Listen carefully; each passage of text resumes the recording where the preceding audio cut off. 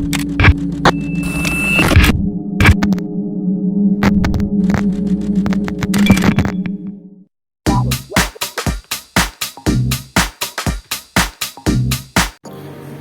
xin chào tất cả các bạn đã quay trở lại với kênh của Văn Hồng Lazada. Ở đây mình có cái máy hàn Hồng Kỳ HK100Z, mình mua cũng phải tầm được 3 năm rồi anh em. 3 năm thì giá của mình mua 1,5 triệu. Bây giờ thì máy nó rẻ lắm, chỉ có 700-800 cũng có. Nhưng mà sau 3 năm thì mình thấy rằng cô nhận cái bộ môn hàn này nó tốn nhiều phụ kiện thật anh ạ. Cứ như kiểu chơi ô tô là kính hàn này, kính hàn, mặt nạ hàn này, rồi que hàn, đây này, que hàn, nói chung rất nhiều thứ, rồi kìm hàn, dây hàn. Đây. May rồi mình dùng 2 năm thì chưa phải thay kìm hàn hay là cái dây hàn này. Đây, anh em bảo thế này đã hàn được chưa?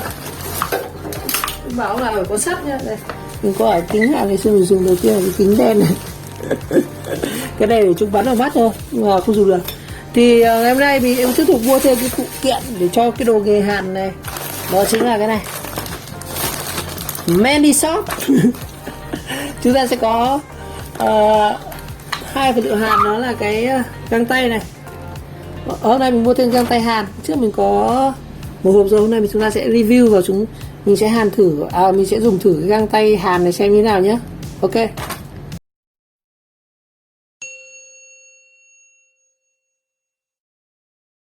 Tính sơ sơ anh em muốn có bộ hàn được thì chắc phải tầm 2 triệu nghe. Máy này ngày xưa là 2 triệu, mình mua 1,5 triệu này. Cái bộ que hàn 2.5 này 50.000. Cái mặt nạ hàn này 150 này là gần 200 triệu, 1,7 triệu rồi. Anh em nào mà mua cái loại máy hàn, bây giờ có cái máy hàn nó không có phải kèm hàn, cái kẹp mà chúng ta phải mua thêm chứ. Cái bộ mình mua là có sẵn kèm hàn và kìm mát này thì đỡ phải mất tiền. Mua thêm cái găng này cũng phải 5 mấy nghìn, 58 nghìn này, rơi vào khoảng là tầm 1,8 triệu rồi. Nói chung bộ con nào hết tầm 1,8 triệu. Ngoài ra thì cũng mua thêm khá nhiều các que hàn khác như que hàn inox này. Đó. Đây là cả cái này keo nến không phải, mình vứt chung vào đây. Rồi, đây, hôm nay mình sẽ review về cái găng tay hàn này xem như nào nhé. Rồi đây, bộ găng tay hàn này thì mua ở trên Lazada anh ạ. Hôm đấy thì cũng chả chủ mua đâu, thế flash sale nó hiện lên thì mình đúng là mình đang thiếu cái món này. Đây là cái găng tay hàn, nó cũng giống như các loại găng tay bảo hộ lao động khác thôi, có 5 ngón này này. Để vào bàn tay mà, nhưng mà chất liệu nó khác em ạ. Chất liệu của nó thì như là bảo chống nóng chống cháy ấy, nhưng mà mình thấy đây khá là mỏng, khá là mỏng, chẳng biết có chịu được nhiệt không. Đây, đeo vào như này, thứ nhất để tay khi mình cầm que hàn các thứ nó sẽ không bị bắn vào. Đó, ở đây nó có cầm cái đai gì nữa này, mình không rõ lắm, cái đai chắc là đai thường của nó ra. Đây, cái mặt của nó như này thì đeo cái này đeo bên tay phải nhá. Thông thường mình chỉ đeo một tay thôi anh em ạ, tay kia còn cầm que hàn thì sao mà đeo được, đeo ở bên này thôi. Đeo vào thì cũng khá là nóng, nó cứ bông nó như kiểu ấy. Cái đường may của nó đây nhìn cũng không được chi tiết sắc sảo lắm anh ạ. 50.000 một đôi nhá, là 2 chiếc này.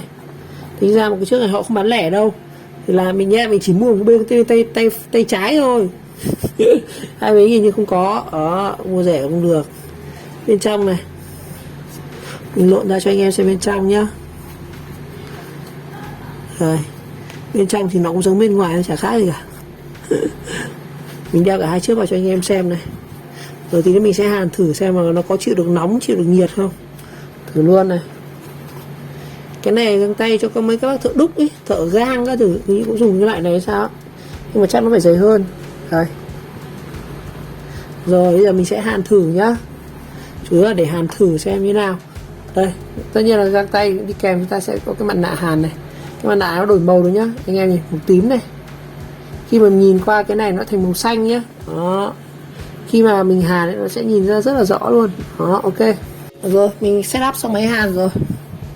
Kìm âm dương các kiểu đây.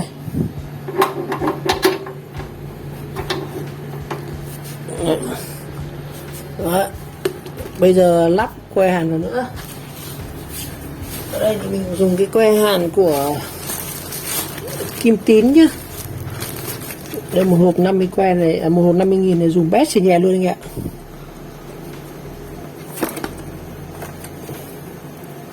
Quá này anh em dùng chắc là hàn ít của mình chắc là dùng mệt nghỉ đấy. Kìm nó hơi vẹo anh ạ. Dùng lâu thì kìm này nó cũng sẽ hỏng thôi. Rồi, bây giờ mình sẽ kẹp mát vào đây. Hàn độ này để test cái bao này này. Đây. Cắm điện máy đã, quên. Chưa bật đây ạ. Phải bật máy đã. Đây bật máy nhá. Mình để ở dòng hàn 170 trước. Đeo mặt nạ vào đã. Mình đeo kính thì mỗi lần đeo mặt nạ vào cũng khó chịu lắm. Sao rồi đó. Không là đeo kính thì vẫn mình đeo được mặt nạ bình thường nhá. Rồi mình sẽ đeo cái găng tay này vào anh em. Đeo bên thôi, chú để test găng tay mà. Rồi.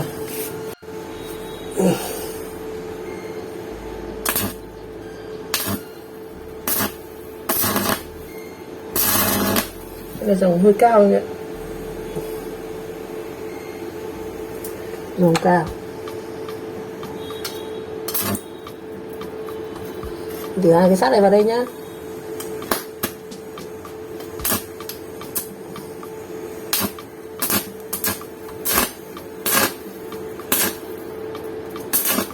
Được đấy ạ, cái này nó chịu được đấy.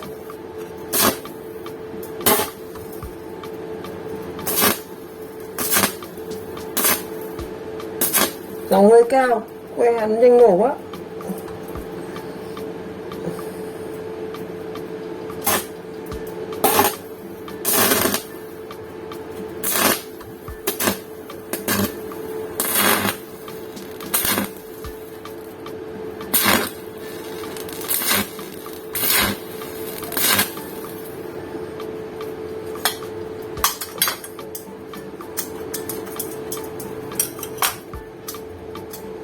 Tốt anh ạ.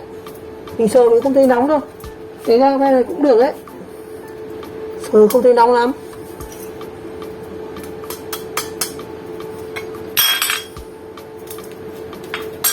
Đây, mình sờ vào những cái chấm hàn này cũng được rồi.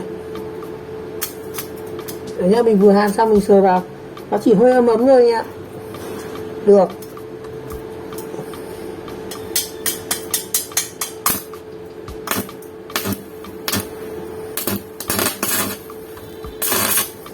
Cái này là mình hàn chỉ lấy hồ quang thôi, mình chưa hàn chấm gì mà.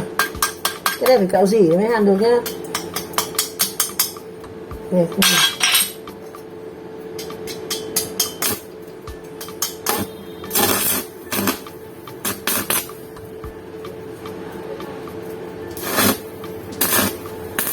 đây. Mình có thể cầm như này để hàn được này. Yên tâm. Nó chỉ hơi nóng nóng thôi, hơi ấm ấm thôi.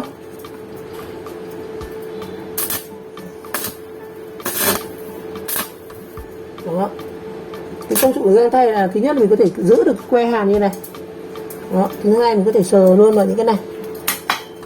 Cái này đang rất nóng đi ạ. Đây, sờ thoải mái này. Ok, cái này dùng được đấy. Nhưng mà tiền là của đấy anh ạ. Chứ là găng tay 10.000 không dùng được đâu. Rồi, chạy lên cho mình.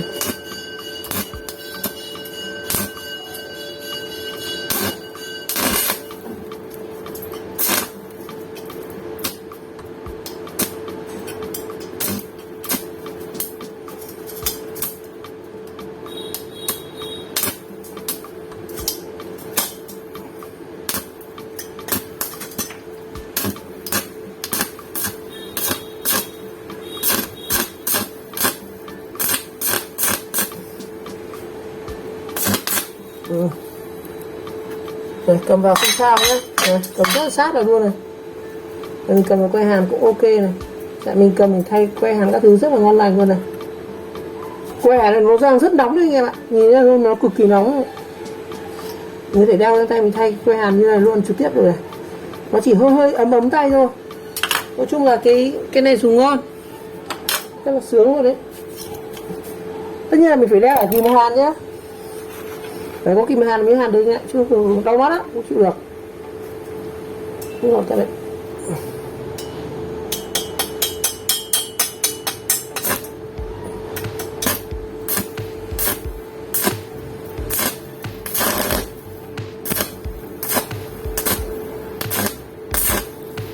Rồi nó chỉ hơi ấm ấm thôi anh ạ, ngon lắm.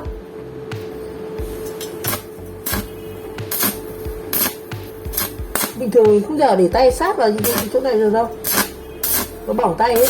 Đó, ngon, để giữ hết các kiểu như này.